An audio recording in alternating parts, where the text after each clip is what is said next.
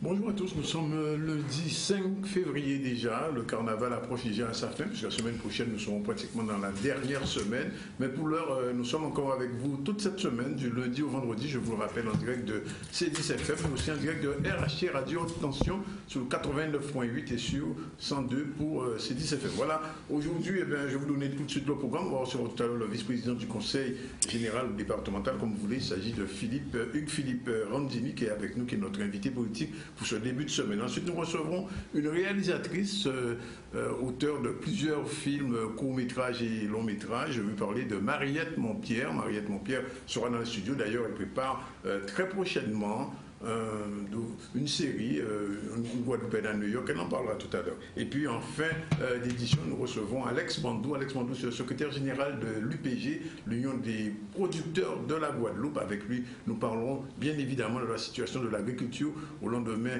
du passage des ouragans sur la Guadeloupe et des difficultés du monde de la canne et de la banane. Mais avant, on fera un tour de l'information et je salue tout de suite Keïssa, bonjour.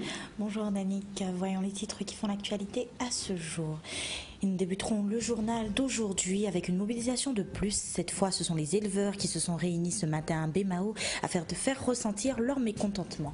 Par la suite, nous poursuivrons l'actualité du jour avec une pause gourmandise. Comme vous le saviez, pour certains, en cette fin de semaine dernière avait lieu le salon de la gastronomie à la porte de Versailles.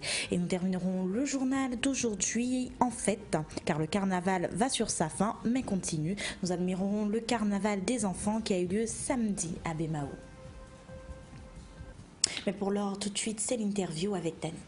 Merci. Donc, à Keïssa, je vous l'ai dit, je reçois aujourd'hui le vice-président du conseil départemental qui a été aussi président de la commission des transports. Il s'agit de Hugues Philippe Randini qui est aussi à la CSBT. Avec lui, on va faire un petit tour de la situation, on peut dire, politique, des problèmes de l'eau. On parlera aussi un peu des problèmes de la route et aussi, bien évidemment, on parlera de Capesterre puisque Philippe Randini est capestérien. Merci d'être avec nous en direct dans le ZCL. Alors, la première question que je vous demande, je pose comme ça, vous étiez responsable de la commission transport.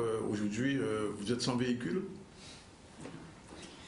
Bonjour, Canal 10, merci de m'avoir invité. Et surtout, même si on est au mois de février, je profite de l'occasion encore pour souhaiter les vœux aux Guadeloupéens, particulièrement les Capestériens, mais surtout santé et solidarité. C'est deux mots que j'emploie depuis bien longtemps maintenant. Alors, s'agissant des responsabilités qui m'étaient confiées au département, effectivement, vous le savez très bien, depuis le mois de juin ou septembre, plus particulièrement en 2017, la compétence transport a été transférée à la région, et je dis bien proprement, puisque nous avons fait des réunions de travail. Maintenant, il restait le transport à la demande, ce qui a été transféré dans un service. Effectivement, cette commission n'existe plus, quelque part. Maintenant, ça ne veut pas dire que j'ai plus de responsabilité au niveau du département, puisque je figure dans pas mal de commissions, notamment la commission des travaux. Si vous voulez, on fera un tour sur zone Basse-Terre. Elle fonctionne, cette commission des travaux? Oui, elle fonctionne. Elle fonctionne, c'est la présidente qui rassemble parce qu'il y a 3 commissions de travaux, en fait, 3 sous-commissions de travaux. Commission de travaux zone Basse-Terre, zone Grande-Terre et sur les îles. Donc, en ce qui concerne la commission de travaux, oui, nous avons un service qui fonctionne très bien. Par contre, les responsables de commission, en tout cas pour notre commission, nous n'avons pas de réunion, mais c'est vrai que la présidente gère de main de maître, je dirais, cette commission, puisque il y a des réunions où les 3 commissions se réunissent en même temps et nous faisons le point sur tous les travaux à venir de la Guadeloupe. Alors, je ne peux pas ne pas vous interroger sur ce qui fait l'actualité depuis plusieurs semaines, c'est la question de l'eau. Vous le savez, Capesterre-Belle-Eau, on ne sait même pas si on doit dire Capesterre-Belle-Eau toujours, puisque quelquefois, le plus souvent, dans votre propre commune, il y a des tours d'eau, des coupures d'eau, les gens sont insatisfaits, des comités qui se montent un peu partout et qui font des réunions. Et puis, vous êtes, je lui dis, élu communautaire à la CSBT. Il y a eu des soucis aussi à ce niveau-là. Quelle est, vous, Philippe Gomdini, votre analyse sur la situation, la question de l'eau, la problématique de l'eau, puisqu'on entend toutes les voix, on n'avait pas entendu la vôtre ces jours-ci? Eh bien, la mienne, elle est simple, je dirais, puisque moi, je demande, je souhaite et j'espère qu'on arrivera à un syndicat unique, je dis bien unique, de production et de distribution d'eau en Guadeloupe. Pourquoi je dis ça? Vous avez 6 communautés d'agglo. Si chaque communauté d'agglo reste campée sur ses compétences, ou sa compétence, puisque c'est là qu'on parle de l'eau, eh bien, vous aurez peut-être 6 puits d'eau pour une population de moins de 400 000 habitants aujourd'hui. Oui. Ce qui est une hérésie. Je dis ça bien, c'est une hérésie d'avoir autant de puits d'eau, autant de communautés d'agglo qui gèrent, autant de régies, parce que chaque personne demande une régie aujourd'hui, Capester demande sa régie, en fait tout le monde demande, on n'arrive pas, c'est pour ça que j'ai parlé de solidarité, puisque l'eau doit être l'objet qui va nous unir quelque part. L'eau, c'est le socle de l'union. Et donc, moi, je pense, et si j'ai quelque chose, un regard assez objectif quand même sur ce qui s'est passé sur les 15 jours précédents, il y a quelque chose qui m'a plu vraiment, et je pense que les Guadeloupéens aussi ont bien regardé, c'est que pour une fois, les élus, les communautés d'agglo, les 2 collectivités majeures se sont mis ensemble avec l'État pour essayer de trouver une solution commune. Comme vous dites, pour essayer, parce pour essayer que de trouver une solution. Rien n'est réglé. Rien n'est réglé dans la mesure que, vous savez, souvent, on parle de 900 millions, on parle de 600 millions, on parle de 1 milliard d'eau, d'assainissement et d'eau potable. Aujourd'hui, des réseaux, parce que vous savez qu'il y a un gaspillage extraordinaire, plus de 50% de la production de l'eau en ce moment part dans la nature. Mais aujourd'hui, a-t-on un schéma qui dit exactement le nombre de mètres linéaires à changer sur la Guadeloupe? C'est ce qui nous permettra de déterminer un prix. Moi, je pense, moi je pense, et je ne vais pas rester dans ça, mais je pense qu'il y a beaucoup plus qu'un milliard d'euros. Je le dis bien pour l'eau et l'assainissement. S'agissant du travail qu'on doit faire, alors il faut comprendre, même si on a l'enveloppe demain, on ne pourra pas régler le problème de l'eau demain, puisqu'il faut faire des appels d'offres, il faut faire des travaux, minimum. Monsieur Zandoli, je vous dis minimum. Minimum 5 ans. Maintenant, il faut commencer. Et je pense que là aussi, vous me demandez quelque chose, les élus doivent se mettre ensemble. C'est ce que les Guadeloupéens demandent. Mais les mêmes Guadeloupéens qui demandent à ce que les élus se mettent ensemble, ce sont les mêmes Guadeloupéens qui se divisent dans plusieurs comités d'eau, dans des syndicats d'eau, dans plusieurs comités, chacun comité dans une commune, parfois dans une section, pour un oui, pour un non, les gens se divisent sur des choses essentielles. Regardez, rapidement, je fais un petit parallèle, le problème du carnaval, quelque chose de formidable, mais des associations se sont déchirées pour créer d'autres associations, pour un oui, pour un non. C'est pour ça qu'à un moment donné, il faut vraiment qu'on se mette autour d'une table et qu'on parle du problème de l'eau globalement. Quand je parle de l'eau, je parle non seulement de l'eau potable, puisqu'il faut parler de l'eau potable et de l'assainissement, mais il faut parler de l'eau tout court, c'est-à-dire l'eau agricole, il faut parler de l'eau de puits que nous avons et que nous gaspillons. Est-ce que vous pensez qu'on aurait dû prendre l'eau potable pour, par exemple, pour les WC? Oui. Non. C'est une question qui se pose d'ailleurs. C'est une question qui se pose. Oui. Puisque l'eau va devenir de plus en plus chère. Est-ce qu'on aurait dû prendre, on aurait dû, avec les nouvelles constructions, penser à récupérer l'eau de pluie et pour que l'eau de pluie aille justement dans les chiottes, par exemple. Dans le jardinage. Alors, vous savez, hier, j'étais sur le terrain. Vous savez, je suis un homme de terrain, donc je suis sur le terrain en permanence. J'étais sur le terrain hier, des geysers d'eau. Parce que c'est fissuré, donc ça explose, ça monte, ça peut rester 1 semaine, 15 jours. Vous avez de l'eau qui gaspille, alors que vous n'avez pas d'eau chez vous. Oui. Donc c'est le comble. Moi, j'entends l'eau passer devant moi, quelque part. J'entends l'eau passer, puisque c'est à Capester. Mais je ne vois pas l'eau. le matin, tous les matins, monsieur Zandronis, je suis comme tous les Guadeloupéens, j'ai pas d'eau chez moi le alors, matin.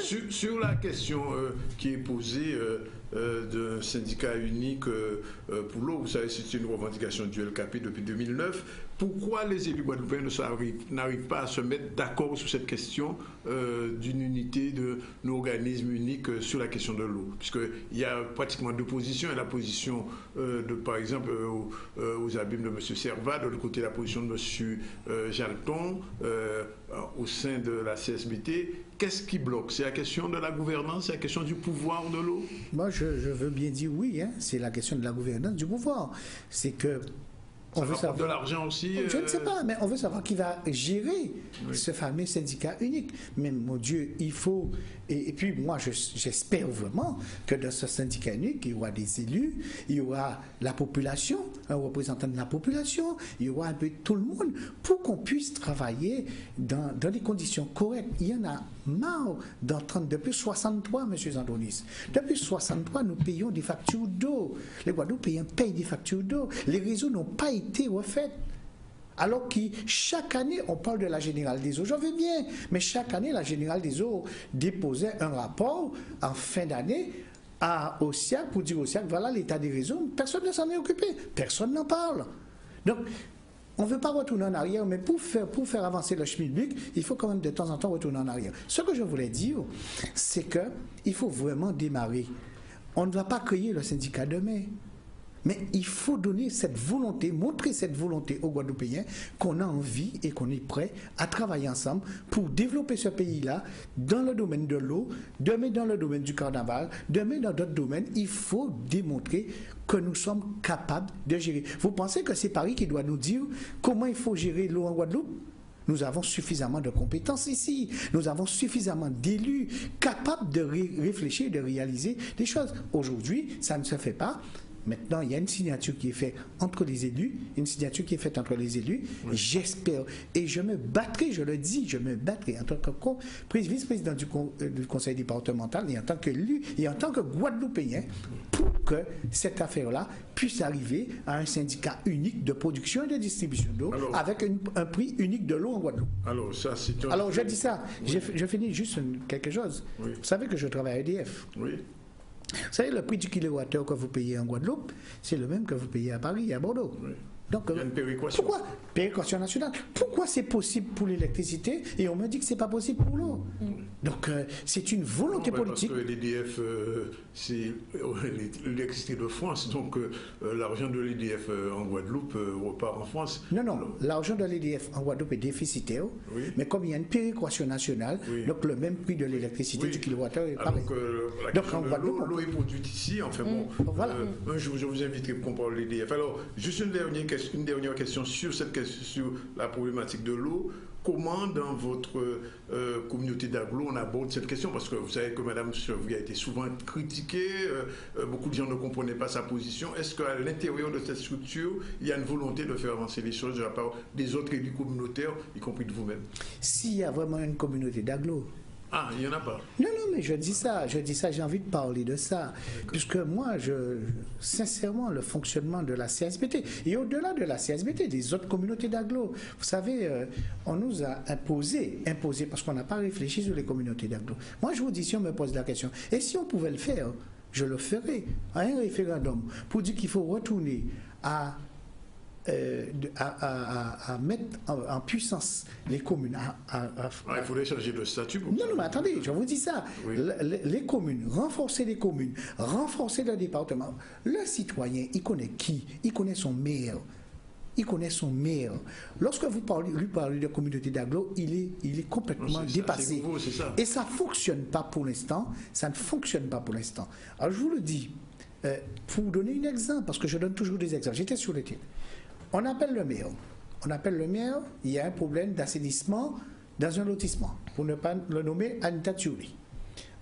On appelle le maire, on appelle tout le monde, personne ne répond. Donc les gens sont démunis. L'eau monte. La station, un peu partout, ça sent des odeurs nauséabondes qui remontent. Eh bien, on m'appelle, je viens, je vois le problème, j'appelle, j'interpelle et on essaie de régler le problème. Ce n'est pas réglé parce qu'il y a une pompe. Mais c'est pour vous dire la croix et la bannière, le parcours du combattant pour le citoyen, pour régler un problème comme ça. Alors qu'avant, le citoyen allait voir son maire et puis... Mais là, on ne peut pas revenir en arrière. D'accord, mais non, on ne peut pas revenir en arrière, mais il faut absolument que les communautés d'agglo rentrent en compétence et en puissance. Je voudrais vous dire, je vous donne 2 exemples encore. Vous me parlez de communauté d'agglo, en tout cas du Sud-Bassin. J'ai un jeune qui a décidé de construire à Capestère. Il a fait une demande de devis pour se raccorder à l'eau, pour avoir un compteur d'eau, en janvier 2017. Nous sommes en février 2018. Il n'a toujours pas de devis. Pourquoi? Non, mais pour vous dire. À qui il a décidé? À la CSBT. Mais, pourquoi? Alors, la CSBT vous dit, c'est la commune, parce qu'il y a un transfert que je ne comprends pas trop bien. Et puis, en tout cas, il n'a pas de devis. Il n'a pas de devis parce qu'on lui dit qu'il n'y a pas d'ordinateur. On lui dit que la voiture est en panne. On lui dit, voilà. Et le gars, il n'a pas d'eau. Donc, qu'est-ce qu'il peut faire, ce gars-là? Moi, mais personnellement, j'ai interpellé, j'ai appelé, ça ne bouge pas. Mais qu'est-ce qu'il peut faire? Qu'est-ce qu'on pousse ce jeune-là à faire? Eh bien, aller voir, mettre un compteur illégalement et puis avoir de l'eau. Et ça, c'est qui est inadmissible. La dernière question, passe à autre chose. Est-ce que vous pensez que les élus de la CSBT sont prêts tous à démissionner, y compris vous, pour pouvoir changer de présidence? Monsieur Zandounis, je vais vous dire quelque chose. Oui. Vous savez, lorsqu'on a demandé aux élus de la communauté d'agglo par une délibération que les Capestériens payent l'eau, j'étais le seul à voter contre cette délibération que je qualifierais, à l'époque de scélérate. J'étais le seul à voter contre. Pourquoi? Parce qu'on ne peut pas payer quelque chose qu'on ne reçoit pas. On ne peut pas payer quelque chose qu'on n'a pas. Donc j'ai voté contre et ça a été débouté par la préfecture et puis jusqu'à maintenant on ne paye pas l'eau. Je dis bien, je ne dis pas aux Guadeloupéens, aux Capestériens de ne pas payer l'eau. Lorsqu'on aura de l'eau tous les jours dans le robinet avec un compteur, eh bien il faut payer l'eau. Maintenant, vous me parlez de démission. Moi je vous dis quelque chose. Ce n'est pas l'affaire de la CSBT avec Lucette Michaud-Chevry qui est sa présidente qui m'interpelle. C'est l'affaire de la CSBT des communes. On entend tous les jours les élus de la CSBT dire que ça ne va pas, ça ne fonctionne pas, ça ne bouge pas. Personne ne fait rien. Personne ne fait rien. Eh bien, moi, je dis chiche. S'ils sont prêts à faire avancer les choses, moi, je suis prêt à faire. S'il faut démissionner, l'initiative le premier, c'est ça? Mais vous voulez que je prenne l'initiative? Je suis seul élu à la CSBT. Vous avez des groupes de 10 personnes, de 9 personnes, vous avez des maires, personne ne prend l'initiative. Tout le monde a peur. Tout le monde, je ne sais pas s'ils ont peur, mais en tout cas, si ça ne fonctionne pas, il faut bien trouver une solution. Ce n'est pas l'affaire de contre Lucette Michaud-Chevry, c'est pas ça, c'est que je veux que ça avance un peu mieux. C'est tout. Parce que là, pour l'instant, ça n'avance pas. Ça n'avance pas du tout. Alors, on va parler d'autre chose, puisque vous avez été aussi responsable de la mission locale, puisque vous étiez à l'époque au Conseil responsable de la jeunesse. Je me souviens d'un échange avec M. Lurel et ce conseiller du Gosier qui a disparu dans la nature. On ne va pas revenir sur son cas. Est-ce que depuis que vous avez quitté la mission locale, vous avez le sentiment que les choses ont avancé ou alors est-ce que les jeunes ont plus d'emplois, moins d'emplois? Comment ça se passe aujourd'hui? Parce qu'on ne comprend pas très bien, il n'y a pas tellement de visibilité depuis que M. Hermé a pris votre succession.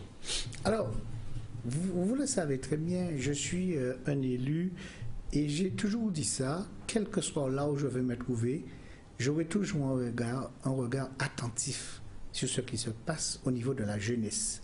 Parce que j'estime que la jeunesse, c'est l'avenir. L'avenir du pays, c'est notre jeunesse. Et il faut s'en occuper. Donc c'est vrai que quand j'étais à la mission locale, j'ai essayé de faire de mon mieux. J'ai essayé de mettre en avant des choses pour la jeunesse. Bien entendu, enfin, il faut le dire aussi, une bonne équipe à la mission locale qui fait un travail considérable. Oui. Et je vous le dis, et j'étais aussi président de la commission jeunesse, et le maillage des deux faisait que, bien effectivement, on a essayé de trouver des solutions pour cette jeunesse. Monsieur Zandounis, c'est plus de 1700 emplois d'avenir qu'on a signés quand même pour les jeunes Guadeloupéens pendant 3 ans. Nous avons signé des emplois d'avenir, mais nous avons aussi fait des contrats pour la jeunesse, des formations à tous les niveaux, et que je surveillais, que je suivais de près. Lorsqu'il n'y avait pas de paiement pour la jeunesse, j'étais le premier à monter au créneau, parce que je suis passionné, en fait, quand je fais quelque chose, et notamment pour cette jeunesse. Alors, vous me parlez de la mission locale. Effectivement, j'appelle de temps en temps, j'essaie d'avoir des nouvelles, j'appelle les jeunes, j'essaie d'avoir des nouvelles pour savoir comment ça se passe. Effectivement, il y a eu un changement il n'y a pas longtemps, et donc de directrice, je crois. Le directeur est parti. Monsieur Laurent n'est plus là. Il n'est plus là. Et c'est la nouvelle directrice, Mme Chaumont-Lamotte, et que je lui ai souhaité bon travail, parce qu'il faut continuer à travailler pour la jeunesse. Mais je vous dis, je garderai un regard attentif. Et d'ailleurs, je dois l'appeler pour faire un point avec elle. Mais je garderai cet œil sur cette jeunesse, et notamment sur la mission locale, qui est un outil important, en tout cas qui est important, pour la jeunesse guadeloupéenne. Alors, parlons un peu politique, puisque vous êtes, il faut le dire, vous avez été socialiste, vous avez démissionné avec fracas, quittant la fédération. Lui, il est en train de créer un nouveau parti. Vous êtes partisan à revenir avec lui, cette fois-ci, d'un parti qui ne serait pas le PS, s'il vous appelle? Parce qu'il a dit qu'il ouvre ses bras à tout le monde. Monsieur Zandounis, je fais partie des gens qui disent souvent... je n'ai pas de rancœur ou de rancune avec quiconque. Parce que ce que je souhaite, c'est que... J'ai parlé de solidarité. Ce que je souhaite, c'est donner une image aux Guadeloupéens et de dire que nous pouvons nous mettre ensemble pour travailler pour le pays, mais dans la clairvoyance, dans la clarté, dans la transparence. Parce que trop souvent, on entend des faits divers sur nous, élus. Et ça, c'est pas bon. Alors, c'est vrai que qu'on dit tout le monde n'a pas le même sac là, mais moi je prends l'engagement pas le même sac là. Donc je dis aujourd'hui, si c'est quelque chose qui doit apporter un plus pour le pays, et pas pour une personne, pas pour un parti, mais pour le pays, vous êtes partant. Je discuterai, il n'y a pas de problème. Partant, je ne sais pas, mais je discuterai, j'analyserai, et en âme et conscience, je prendrai des solutions qui s'imposent. Mais dans l'intérêt général du pays. Il vous a contacté déjà, M. Luval, sur son nouveau parti? Non, on discute. Il a pris son bâton de pèlerin, il passe de commune en commune, etc. Mais vous connaissez Victor Luel, c'est quand même un leader, c'est quelqu'un quand même, au-delà de tout ce qu'on peut dire, qui a quand même travaillé pour la Guadeloupe, et que bon, maintenant il veut, s'il a l'ambition de créer un parti politique, et que je dis, pas un parti politique qui est à la merci de Paris. Hein. Non, il veut les liens. Je vous dis, pas un parti politique qui est à la merci de Paris, parce que je constate ma vision, puisque je suis au conseil départemental aujourd'hui, mais j'étais conseil régional. Donc j'ai vu les choses se bloquer. Moi, je pense que de plus en plus, le gouvernement se démobilise vis-à-vis des départements d'outre-mer. Quand je parle de démobilisation financière, et que la Guadeloupe et la Martinique, la Guyane, les départements d'outre-mer apportent beaucoup pour la France et pour Paris. Et donc, j'espère et je souhaite qu'on soit beaucoup plus écouté et entendu. Je vois en ce moment des assises. Moi, je dis bien, ça sert à quoi les assises? Puisqu'on a fait tellement d'assises depuis 1956, 1946, eh bien, on va continuer à faire des assises qui n'apportent pas grand-chose, en tout cas, à mon sens, pour le pays. Dernière chose. Ils ont suffisamment d'éléments pour travailler pour le pays. Il est 2h57. Dernière question que je vous poserai, c'est une question toujours politique, mais dans votre commune, puisque votre maire, M. Joël Bourgeon, a eu des démêlés judiciaires, on le sait, et puis on s'est rendu compte depuis quelques mois, on a le sentiment, en regardant un peu ce qui se passe à Capesterre autour, la fête, tout, etc., que M. Bourgeon est en train de préparer une nouvelle mandature, sa 4e, je crois, si je me trompe. Vous êtes déjà présenté 2 ou 3 fois aux élections, et quand on voit le paysage politique capestérien aujourd'hui très morcelé, très divisé, puisque vous en parliez tout à l'heure, est-ce que, je pose la question, est-ce que vous irez aux prochaines municipales contre Bourgeon ou avec lui? Monsieur Zandounis, vous savez, lorsque j'ai pris la décision de faire de la politique, j'ai réfléchi, mûrement réfléchi sur cette décision-là. Je ne l'ai pas pris par hasard. J'ai décidé de faire de la politique parce que quand je sortais de chez moi, je voyais la misère, les difficultés. Je me suis dit, aujourd'hui, tu travailles, tu as ta maison, il faut aider l'autre. Et c'est dans cette optique-là que j'ai pris mon bâton de pèlerin pour me faire connaître à Capesterre et surtout à travers mes actions. À travers mes actions, depuis 2008, j'ai été 2 fois aux élections municipales et vous savez dans les conditions dans lesquelles j'ai perdu les élections. Mais ça reste les Capestériens, c'est eux qui décident. Je vous dis, si on parle de bilan de l'équipe en place, c'est plus que catastrophique. Vous savez, le village, vous connaissez bien Capesterre, le village artisanal qui se trouve derrière la mairie. On a dépensé 1,5 million d'euros pour ce village artisanal qui est dans un état de délabrement total, pas qui ne sert à rien, qui n'a jamais servi. Oui, et c'est de l'argent des contribuables. Vous avez l'association CASE qui est, quand j'en parle, et je parlais de ça tout le temps, qui aujourd'hui, eh bien, plus là, qui n'existe plus, qui est liquidé. Vous avez le DSU liquidé. Vous avez des... Moi, je porte les clubs sportifs. Les clubs sportifs, au plus mal, le CC a 13 points par rapport au dernier relégable. Premier relégable. Vous vous rendez compte, c'est extrêmement, mais c'est dramatique. Alors, c'est une équipe qui a failli. Après 22 ans de pouvoir, je dis aux Capestériens, il est temps de donner à Capesterre un autre souffle pour faire avancer cette commune-là, parce qu'elle est très bien placée, et notamment sur le plan touristique, nous sommes très bien, et pourtant, les touristes qui traversent Capesterre, je dis bien qui traversent Capesterre, ne laissent pas un rond, ce qui n'est pas normal. Alors, vous le savez très bien, nous avons des atouts touristiques. Donc, je dis aux Capestériens qu'il est temps, et je serai là avec vous, pour défendre ce blason-là, parce que... Malgré la division entre vous, entre M. Courtois, Mme Avril, enfin bref, il y a tout un appareillage, on peut dire, de gens qui vont se présenter aux élections, dont vous-même, est-ce que ça ne va pas conforter M. Beaujean? C'est la dernière question et on va terminer là, puisqu'il va être 13h. Alors, on parle souvent de la division de l'opposition, quelque part, des gens qui veulent venir, ce qui est naturel en soi. Mais on ne parle jamais de la division de l'équipe en place, qui est complètement effritée. Il n'y a plus d'équipe. Il a beaucoup de mal à faire son conseil municipal, à avoir un quorum aujourd'hui. Donc, on parle de la division des deux côtés. Sauf ce que je dis à l'opposition, en fait, des gens qui se disent, et qui ont la même vision que nous. Nous pouvons nous travailler ensemble. Je l'ai démontré. J'ai été vers l'autre, vers les autres, pour essayer de trouver une solution ensemble. Parce qu'il ne s'agit pas de nous, il s'agit de notre commune qui est en pleine déliquescence aujourd'hui. Et donc, nous ne pouvons pas assister à la mort de la commune de Capesterre-Belle-Eau. Nous ne pouvons pas accepter. Nous serons des responsables de demain.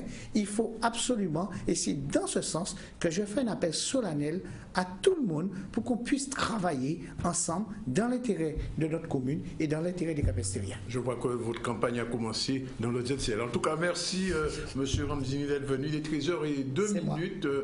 Nous sommes en direct de Canal 10, bien sûr, mais aussi de RHT, Radio Haute Tension, et de C10FM. On va prendre une page de publicité et on va retrouver tout à l'heure pour développer le journal notre chère Keïssa qui piaffe d'impatience parce qu'elle a des choses importantes à dire. Voilà, 13h02, pub et on revient.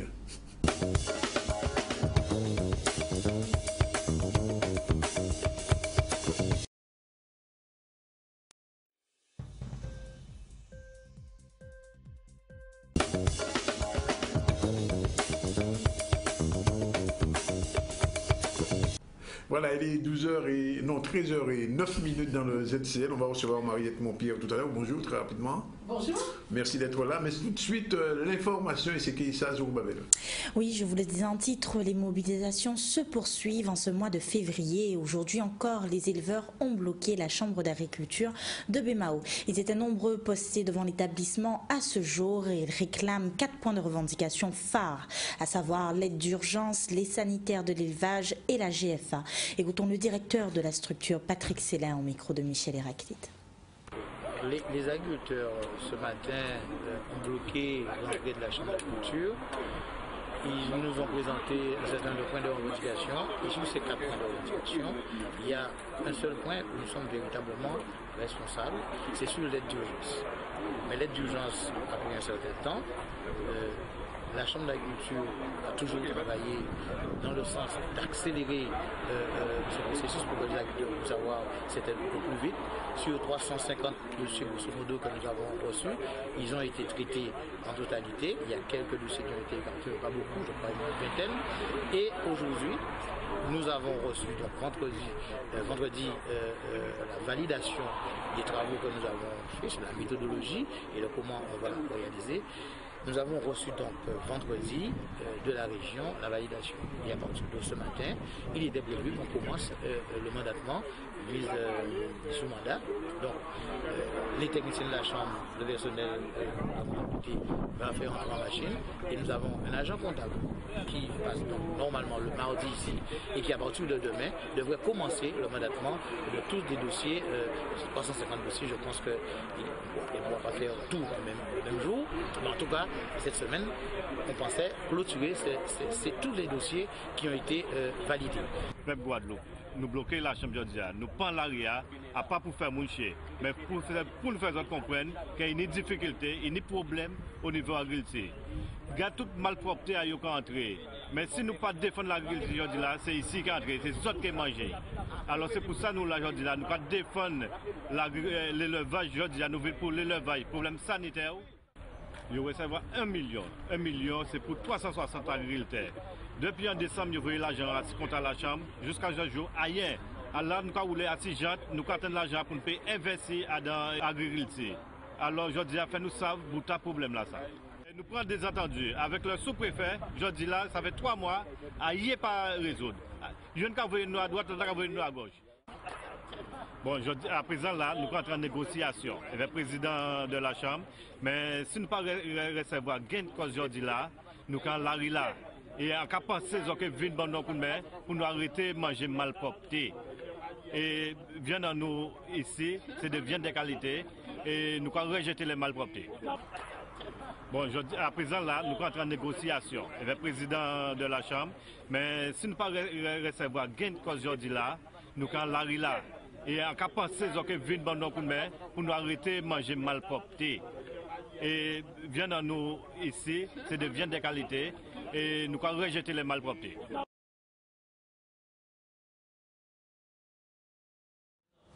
Reconnecter les afro-descendants avec leurs racines, c'est le but premier du mois de l'Afrique. Cet événement a vu le jour avec un constat simple de l'Afrique. On nous montre toujours le pire. Et pourtant, l'Afrique, comme les instigatrices de ce mois, le clame haut et fort. L'Afrique a bien d'autres facettes à dévoiler au monde. C'est pourquoi le thème de cette année s'intitule l'Afrique aujourd'hui. À cette occasion, samedi, nous nous sommes donc rendus à Sonis. Le reportage avec Olivier Moradel.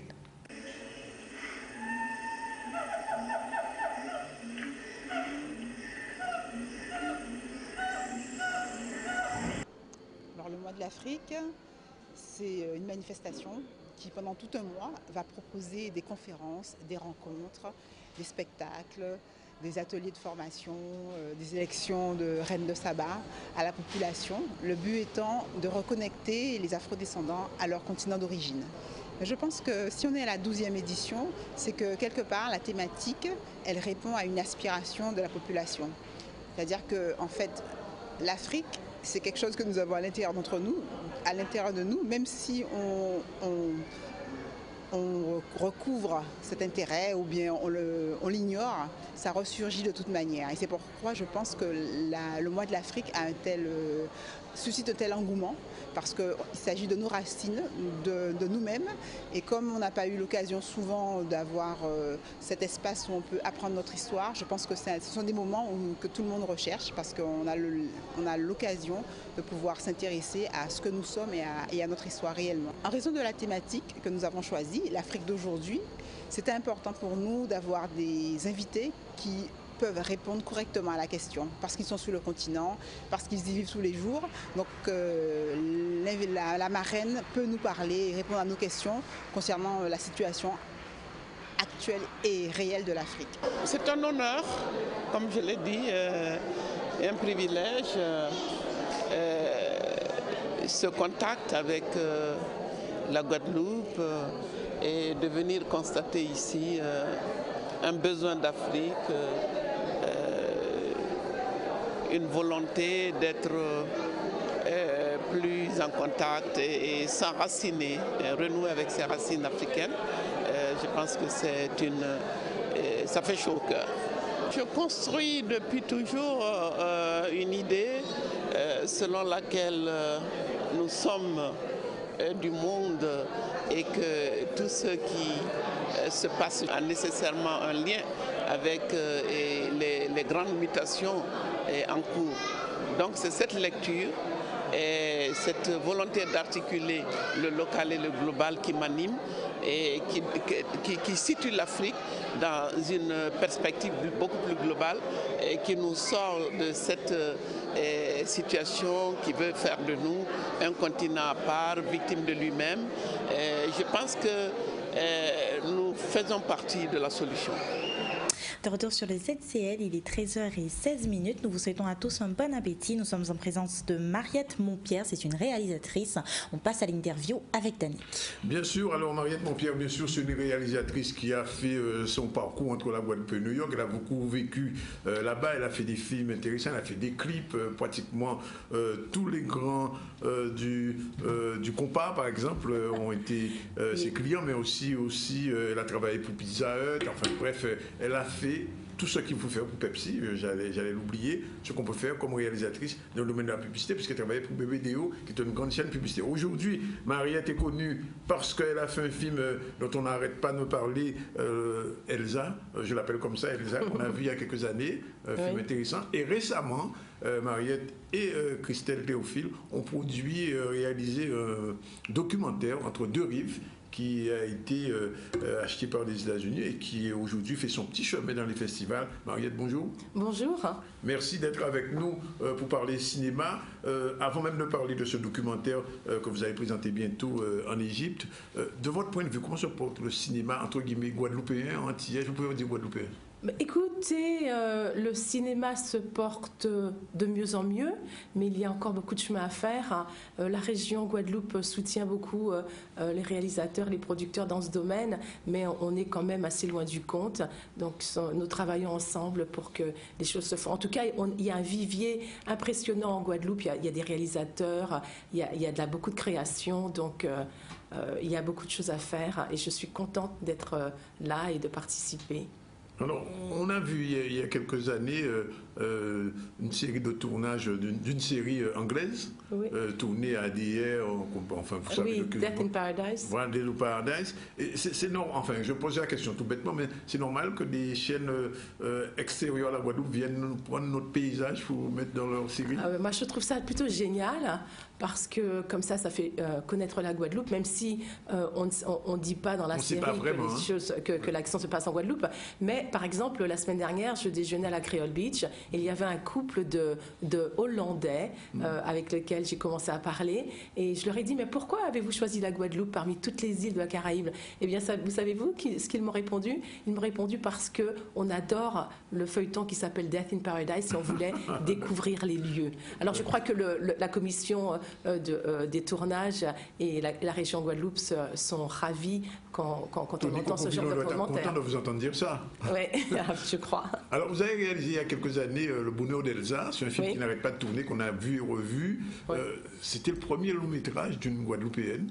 Alors, c'était le premier long métrage d'une Guadeloupéenne tourné en Guadeloupe, parce qu'avant cela, il y a eu Sarah Maldoror, mais elle a tourné son long métrage dans les années 70.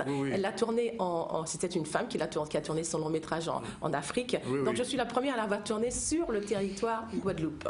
C'était compliqué de tourner en Guadeloupe? C'était une aventure. Oui, j'imagine.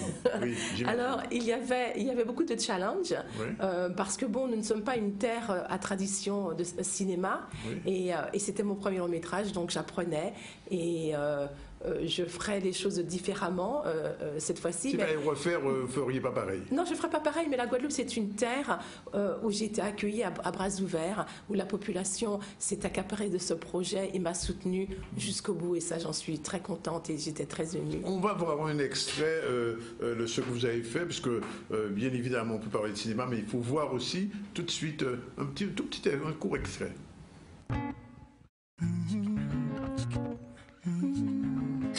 À la première diplômée de la famille. Merci, maman. Elsa, je suis fière de toi. Tu vas faire quoi avec tout ce pognon? Je vais m'acheter un billet d'avion et retourner là-bas. C'est hors de question. Tu cherches? Qu'est-ce que tu espères trouver là-bas?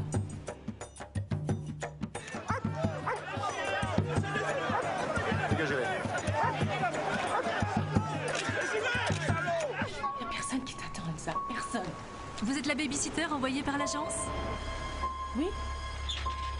J'ai un conseil à te donner, reste pas trop longtemps dans cette famille. Oh!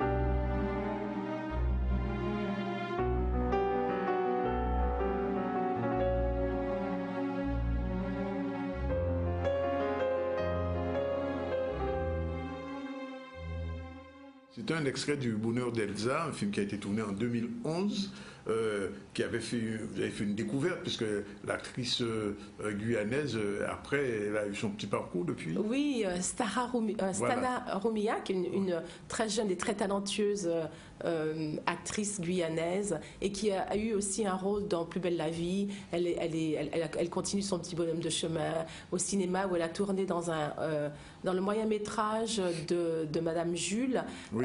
Qui s'appelle, aidez-moi, je ne me rappelle plus du... C'est pas grave. Mais c'était un très beau film. Alors, un film tel que Bonheur d'Elsa, il faut combien de temps pour le mettre en place? Oh là là, écoutez, je crois que j'ai commencé mon parcours avec Le Bonheur d'Elsa en 2005. Oh là là, 6 ans. Oui, parce qu'il faut écrire le scénario, il faut trouver un producteur qui accepte le scénario, et puis après il faut monter les financements, le tourner, le monter. On s'est arrêté pendant le montage parce qu'on n'avait pas assez de fonds. Donc ça a pris beaucoup de temps. C'était le parcours du combattant. Oui. Mais bon, ça valait le coup. Ça ne vous a pas découragé, Marie? Pas du tout. Au contraire, ça m'a donné la force de continuer. Et ce film a été vu et revu. Il est passé à la télévision. Oui. Alors vous disiez tout à l'heure qu'il faudrait qu'on le repasse finalement. Oui, il faudrait le ressortir peut-être pour ces 10 ans d'anniversaire. Parce que les jeunes n'ont pas vu le film, et peut-être qu'en 2021, il faudrait le ressortir. Oui, 10 ans après, oui. Bien sûr, il faut. Et puis bon, mais oui. C'est un film en fait qui a eu beaucoup de succès aux États-Unis et à l'international. Ça a été la sélection de la critique pour le New York Times quand il est sorti à New York, et ça m'a permis de me faire connaître dans la région et d'accéder à d'autres projets, donc j'étais très contente. Alors, parlons maintenant de une deuxième réalisation qui marque encore, c'est Entre deux rives. Oui. Alors, Entre deux rives, c'est un documentaire que vous avez fait avec notre consoeur journaliste Christelle Théophile. Pourquoi vous avez fait ce film sur les Dominicaines qui vivent en Guadeloupe? Christelle Théophile, auteure et journaliste, a eu l'idée du sujet, et les productrices Nina Villus et Christine Bellénus m'ont proposé d'apporter ma vision de réalisatrice, ce que j'ai fait. Et en fait, nous avons fait ce film pour amener une tolérance de la part des Antillais envers les émigrés, tels les Haïtiens et les Dominicains, et pour avoir une oreille empathique, pour dire que ces immigrés sont des gens comme nous, et ils ont besoin de notre attente, de notre amour et de notre aide. Et ils ont le droit, et ils apportent quelque chose à la culture et à la fabrique de la société guadeloupéenne. Donc c'est très important de les accueillir, de les comprendre. Alors ce film, ce documentaire a déjà un parcours et d'après ce que vous me disiez tout à l'heure, vous allez bientôt le présenter encore à l'étranger. Oui, j'ai été invitée à le présenter en compétition officielle au Festival de Luxor en Égypte au mois de mars et donc je suis très heureuse d'avoir cette opportunité. On va voir un extrait de Entre deux rives.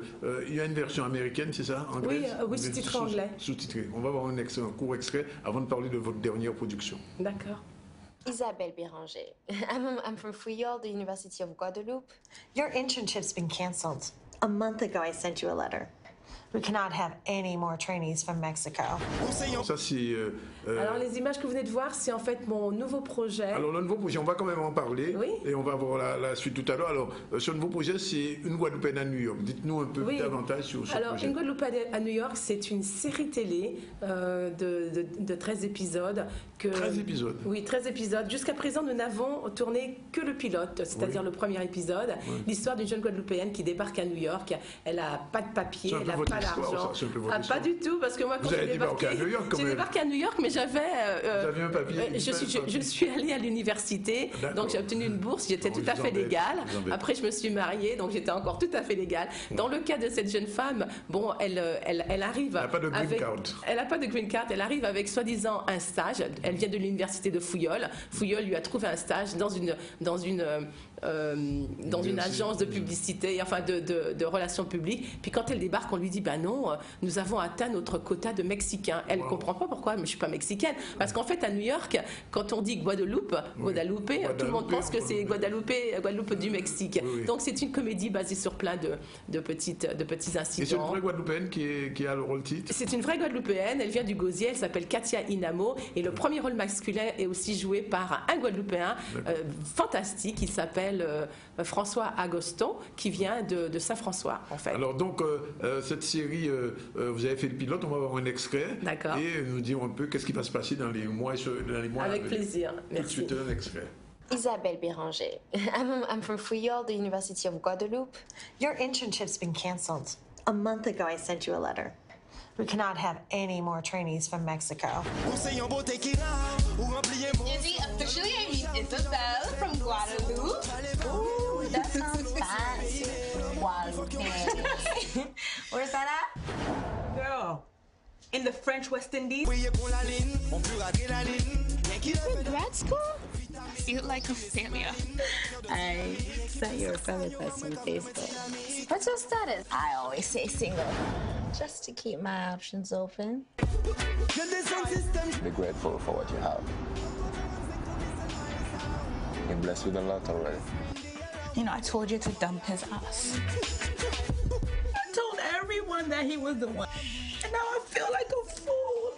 Oh, Chantal, look at you. You could be so selfish sometimes. I did not know who he was. If you want to stay here, you better shape up, all right? If I know it for a piece of advice... I really don't think that's necessary. Why?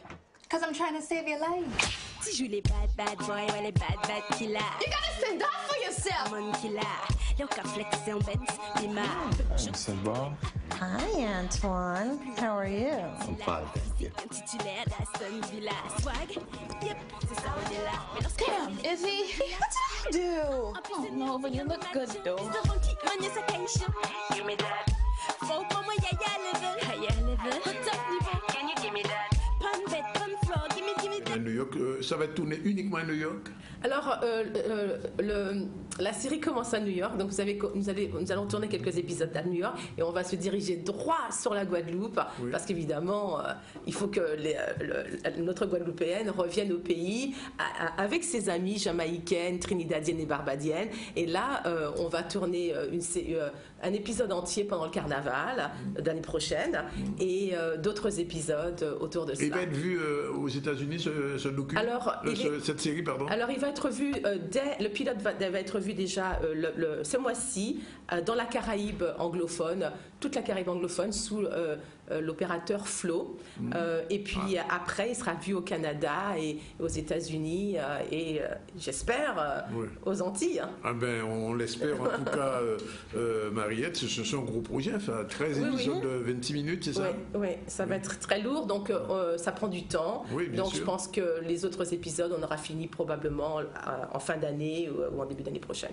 Bien, écoutez, Mariette, merci d'être venue nous dire avec tout plaisir. ça. Vous partez bientôt à Luxor, on vous reverra à votre retour. Avec plaisir, si vous m'invitez. Mais on vous invitera, tout le plaisir est pour nous.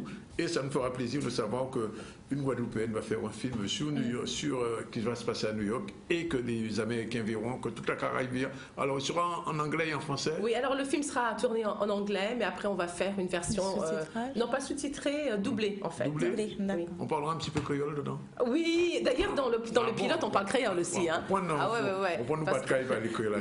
Non, parce que la petite Isabelle, elle a du caractère et quand elle s'énerve, elle parle créole. Voilà, merci en tout cas Mariette d'être venue. Bonne chance en tout cas pour la suite. Et puis on vous reverra plus souvent ici, les 13h30. On a le temps de faire un deuxième sujet? Oui, un troisième sujet.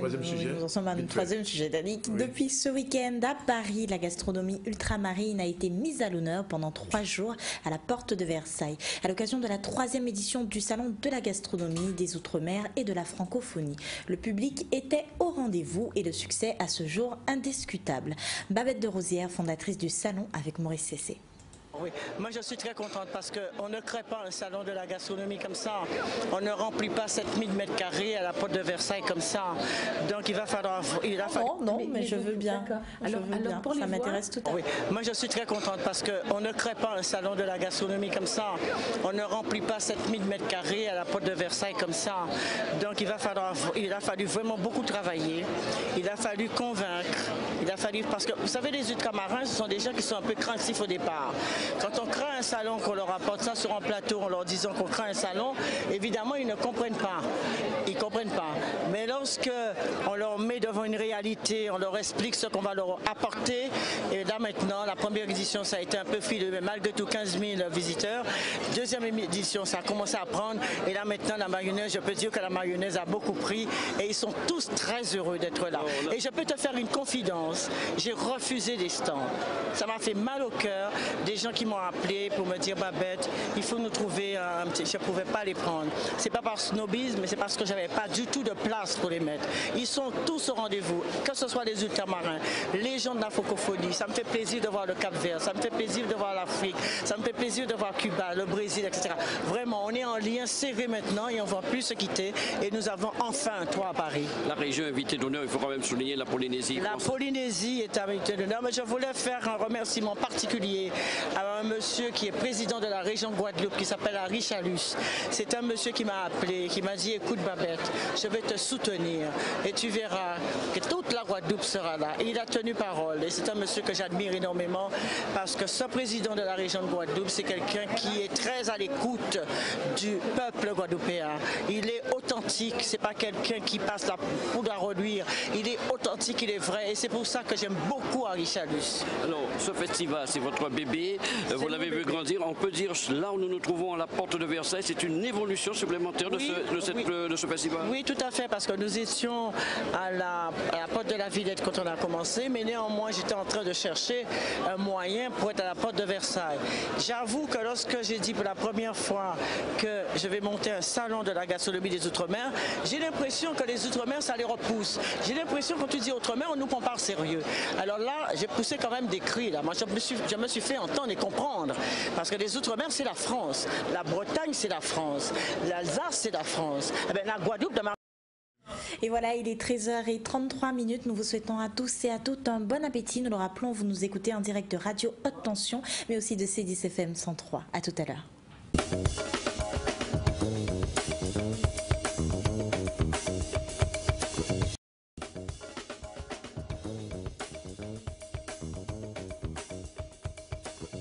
Voilà, il est 13h40 dans le ZCL. Je vous l'ai dit, nous recevons M. Alex Bandou, secrétaire général de l'UPG, l'Union des producteurs de la Guadeloupe. Pourquoi on le reçoit? Parce que, premièrement, depuis les dernières intempéries cycloniques, on n'avait pas eu l'occasion de le recevoir. Et puis aussi parce que la situation dans la Canne est compliquée. D'une manière générale, la situation de l'agriculture guadeloupéenne aujourd'hui pose problème. Bonjour Alex Bandou. Oui, bien bonjour. Alors, si on a posé aux questions là, tout boutement ça, quelle situation de l'agriculture guadeloupéenne aujourd'hui là?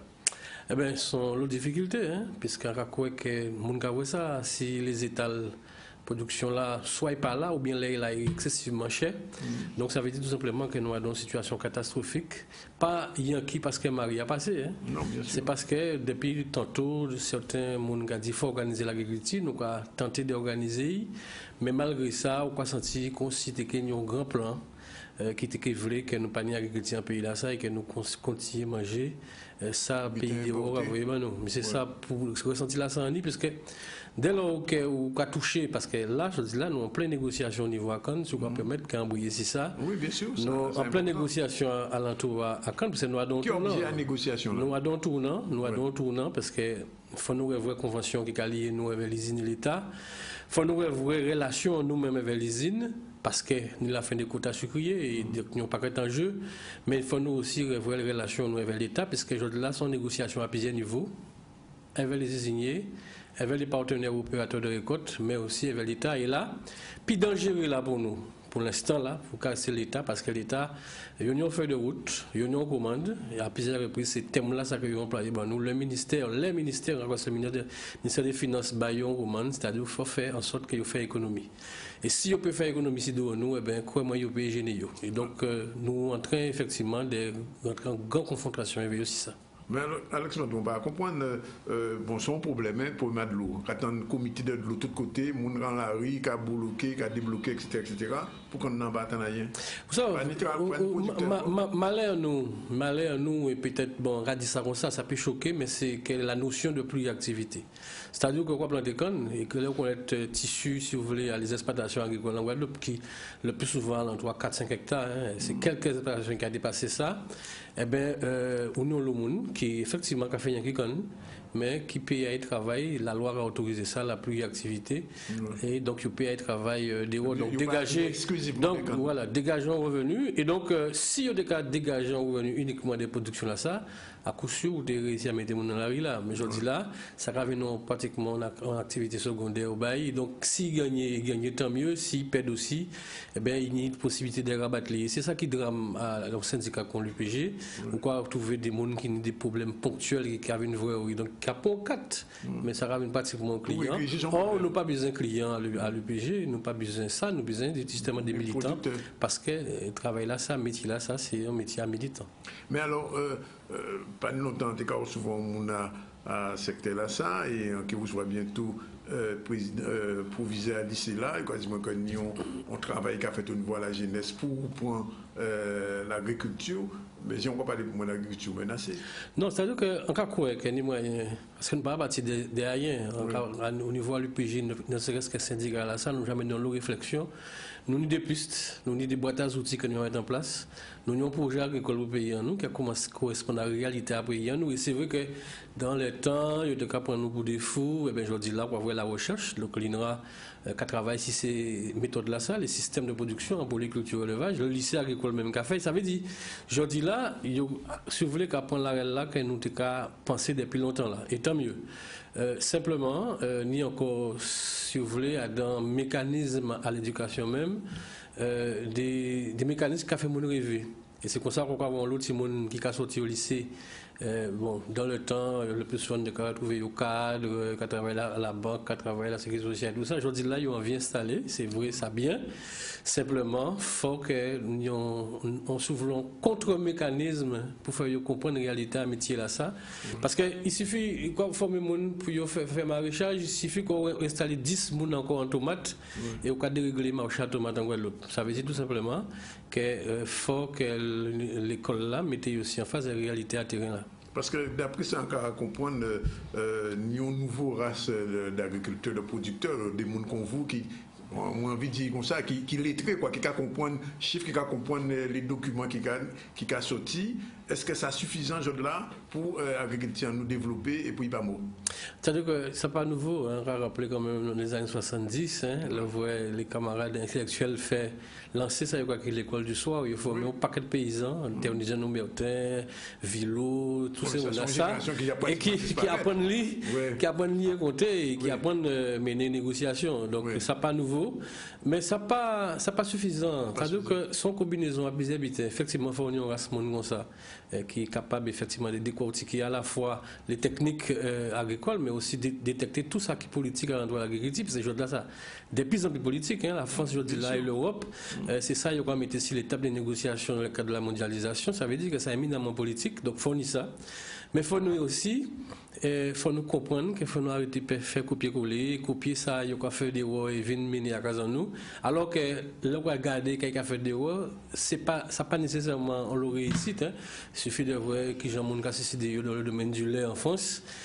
Ça veut dire tout simplement qu'il y a un échec à ces modèles-là, ça. Et donc, il faut nous arrêter de copier ces modèles-là, ça, et transmettre les à les jeunes en installation. Et là où il fait 2 ans, 3 ans, c'est l'échec total, puisqu'il y a la fin d'été et puis c'est la déception. Donc, nous, en réalité, à territoire en nous, à pas dire marge, mais en même temps qu'il y a formé sur les techniques agricoles, il faut quand même effectivement ces jalons-là, ça, puis il n'y a pas trouver, déphaser, là, installer. Alors, nous avons une autre question que vous posez aussi. Rapport à les producteurs et les consommateurs, puisque vous savez bien qu'ils ont ça passé à nos supermarchés, nous pouvons kilo carotte moins cher qu'un kilo carotte Guadeloupe parce qu'il y a importé. Qui message on a fait passer pour les consommateurs, pour les gens qui ont acheté pour Guadeloupe, pour ça continuer? Un mot simple, qui, en phrase simple à mon avis, c'est de dire que là, il y a acheté un produit local Guadeloupe. Pour plusieurs raisons, mais nous avons un agriculture relativement propre ici, en pays à nous, et bien nous achetons un morceau santé. Et après, il dit bon appétit en achetant un produit, ou bien il dit bonne chance en achetant un produit d'euro. Puisqu'il faut comprendre, dans le cadre de la mondialisation actuellement, c'est des produits qui produisent justement dans des pays très lointains et qui ont traversé la mer. Donc nous ne parlons pas nécessairement planétaire nos services, parce qu'il y a un carbone fort, pas voilier, bien pas bateau, bien pas avion. Et ensuite, c'est des produits qui traitent, qui peuvent traiter. C'est pour ça, moi par exemple, avant le samedi matin ici à Sainte-Rose, en promotion de activité vente produits locaux en moi-même, avant ce jour-là à Sainte-Rose, non, j'en nous, et là on voit Ravani, si on vient trouver piqué, on va dire au contraire, si piqué point, parce que ça veut dire que bête là qui garde un stand sur vie ici, qui a piqué, c'est bon toujours. Et là on va voir acheter une production qui par contre, c'est pas ni rien qu'à briller. Ça veut dire que son bitin qui est infesté avec pesticides et que bête là même savent que s'il y a piqué ça, il est plus. Alors, non, sincèrement, le lien de confiance entre production agricole Guadeloupe et les consommateurs, ça a établi depuis, même avant 2009, mais accentué par 2009. Il suffit qu'on voit les différents marchés que nous-mêmes contribuons à créer ces territoires-là, ça, quand vous voulez le monde qui a déplacé, qui a venu, ça veut dire qu'il y a une... Par contre, nous avons une forme de communication. Dernièrement, nous avons une intervention à ministre, à la santé, pour dire à propos du chlordécone que les gens qui ont acheté manger dans les circuits organisés, c'est-à-dire les grandes surfaces, ils ont garanti santé à eux, et les gens qui ont acheté sur les marchés de proximité, ils ont exposé au risque. C'est une forme de communication qui effectivement peut faire nous mal, mais en cas quoi que mon relativement, aujourd'hui là, on a réfléchi. Bien. Parce que l'autre côté là, ni production en toute sud-Bastère, qu'on a là, il chlordécone, qu'on a dit, mais il y a une question qu'a posée, ou tu as dit ça en début à intervention, ni de moins en moins production Guadeloupe, là, bon, on a par exemple là, il répond. Et qui répond, on a pensé que en mars-avril, la Guadeloupe, Jean Phase a fait justement produit banane. Ça, les boucs pas dormi, ils travaillent, ils cycloné, ils fait champ, ils reparti. Donc, les bananes en mars-avril, mai, la Guadeloupe qui a commencé effectivement à produire. Citron, c'est notre problème. Nous avons un problème à maladie, c'est Citrus Greening qui a attaqué. Et qui, aujourd'hui, là, il y a des essais qu'a fait, notamment, il y a un pépiniériste, Baïf, en Roulala, qui font un gros travail. Donc, il y a un travail qu'a fait pour lancer effectivement ces productions-là dans ce pays-là. Alors, pour vous venir à Cannes là, visiblement, l'État français presque paré à supprimer qu'en Guadeloupe.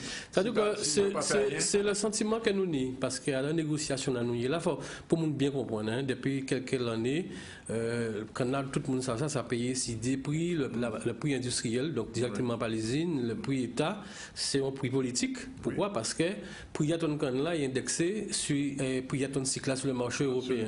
Et donc, prix l'embête, depuis que vous ouvert depuis le 1er octobre 2017, il passait de 470 € le kilo de sucre sur le marché à 330 € à peu près. Ça veut dire qu'il y a une chute libre, et il peut arriver en chute libre encore, mais ni des conditions pour faire qu'elle remonte. Hein. C'est possible qu'elle remonte aussi.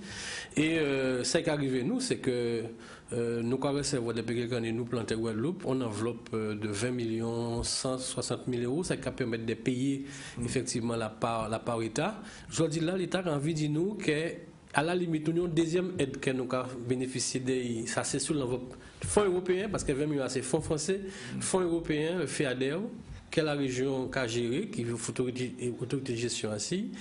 Ça va coûter à peu près 3,5 millions par l'année si font là ça pour replanter en Guadeloupe, nous à peu près 2000 à 2500 hectares à planter. Et on veut sucrer ça. Ouais. Et vient fonctionner à l'enveloppe à 20 millions là, ça qui te veut dire que nous avons acquis 16 millions et demi à peu près pour payer la part État.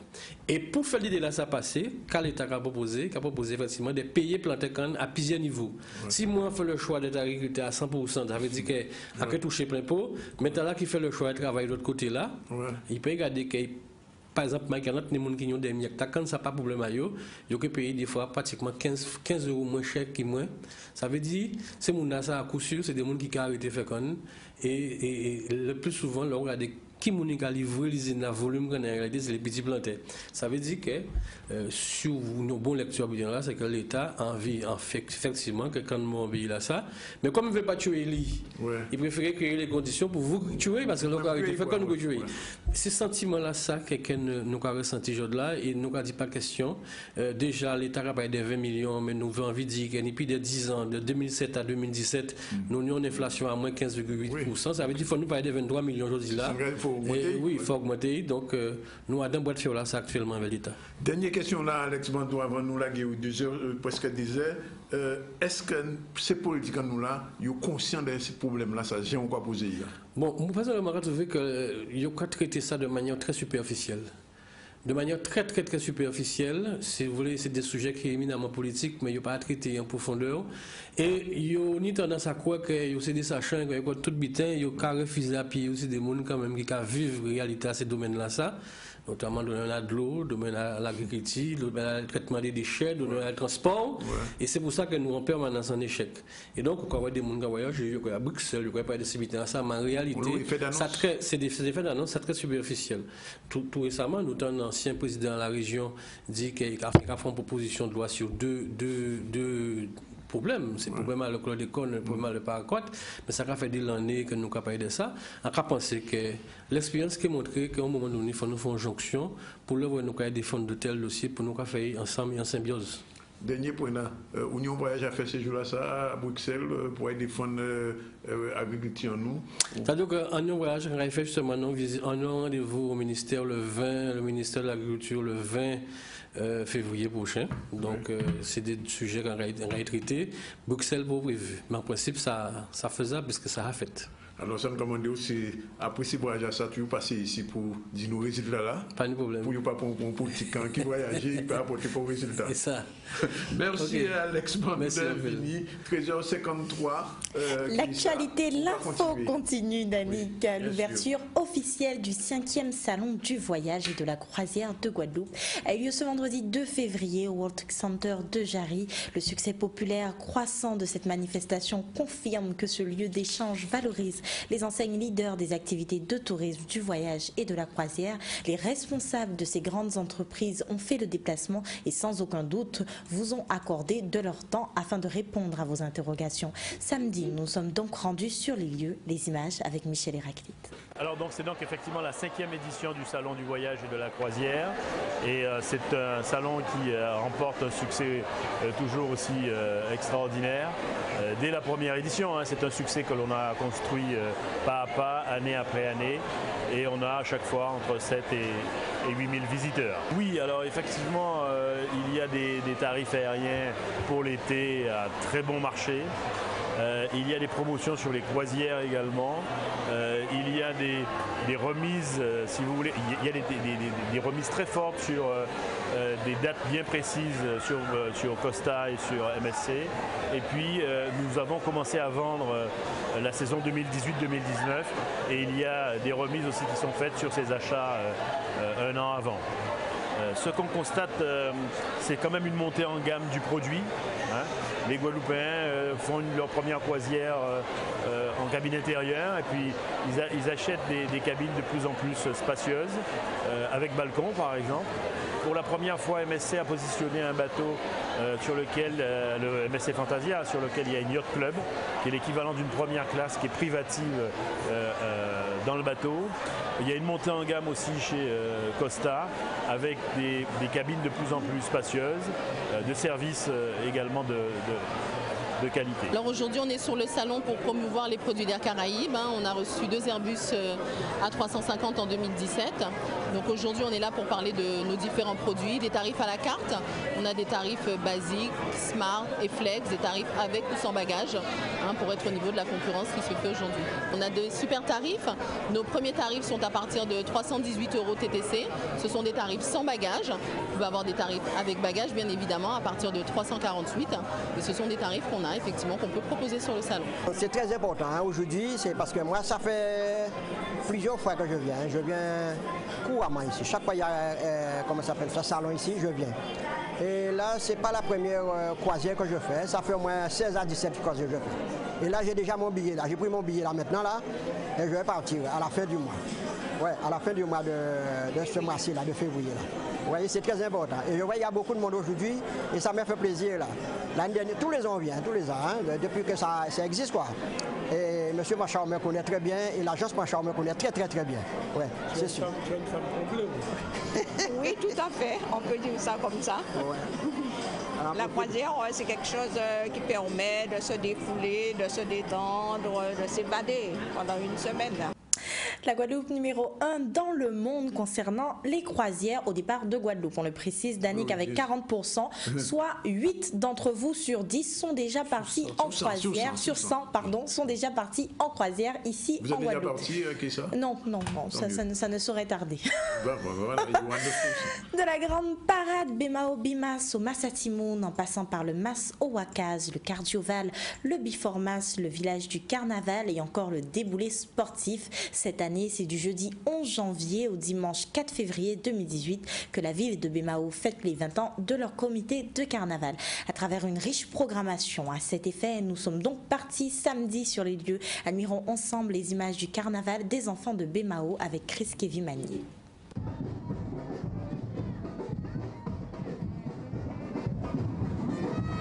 Nous avons une belle organisation du carnaval Massatimoun dans les rues de Bemao.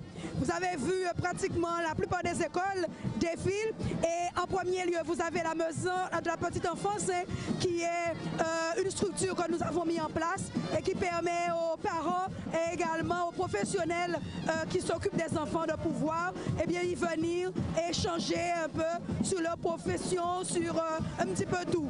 Donc aujourd'hui vous avez vu les enfants sont heureux et moi-même je suis un maire comblé parce que cet après-midi, les écoles jouent le jeu, les parents jouent le jeu. Et bien tout cela, pour le grand bonheur de nos tout petits. Ça a été bien. C'était super. Moi j'ai adoré. Super carnaval, les enfants ils étaient super contents, tous déguisés. Ça fait plaisir à voir. Oui, elle était contente. Il y a eu beaucoup de pauses, mais elle était contente. Mais là, elles sont bien fatiguées. Et voilà, il est 13h59. Si vous ne nous rejoignez que maintenant, faisons un rappel des titres. Très rapidement. Très rapidement. Et nous avons débuté le journal d'aujourd'hui avec une mobilisation de plus. Cette fois, ce sont les éleveurs qui se sont réunis ce matin à Bemao afin de faire ressentir leur mécontentement. Par la suite, nous avons poursuivi l'actualité du jour avec une pause gourmandise. Comme vous le saviez, pour certains, en cette fin de semaine dernière avait eu lieu le salon de la gastronomie à la porte de Versailles. travail. Et puis nous avons fini le journal d'aujourd'hui en fait, car le carnaval va sur sa fin, mais il continue. Nous avons admiré le carnaval des enfants qui a lieu samedi à Bemao. Voilà, c'est pratiquement fini, Keïssa.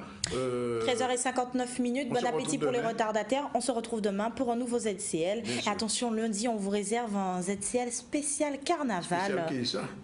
Spécial carnaval, vous aurez l'occasion de voir. On verra ça. À demain, Dani. Bye bye.